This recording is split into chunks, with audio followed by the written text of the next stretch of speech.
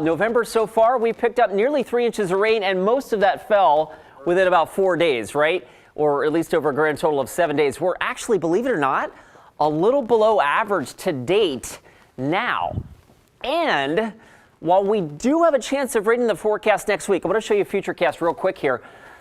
It's not nearly as robust of a rain event as it looked maybe earlier this past week or even before that, right? We were thinking that the week leading up to Thanksgiving might get pretty wet.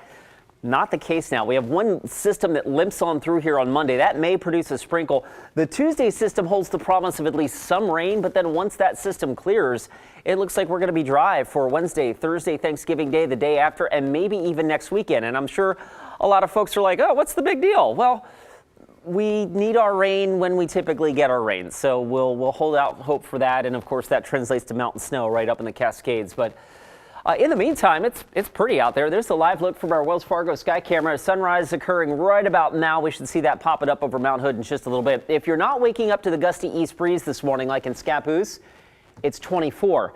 It's 19 or it's 20 right now in Kelso. So no breeze equals cold temperatures. A little bit of a breeze at PDX, 39. So a little warmer with that east wind. And Burns has slipped now back down below zero. It's 1 below. It's cold in eastern Oregon.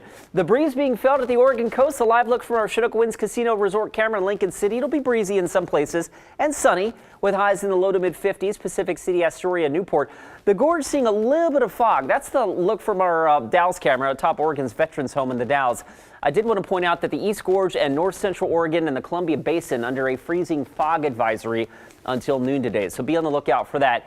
And if you are traveling that direction, keep a firm grip on the wheel, because even as winds subside in Portland a bit today, it's still going to be really windy in that wind tunnel known as the Columbia River Gorge, especially from Hood River west to Cascade Locks, though you will see sunshine. Beautiful shot of Wizard Falls here on the Metolius River in Central Oregon. Thank you, Andrew Sambuceto, for volunteering that image for us. 40 in Bend this afternoon, cold morning and a mild afternoon, and over towards eastern Oregon. Burns below zero this morning, but you'll get up to about 31 for a high later today.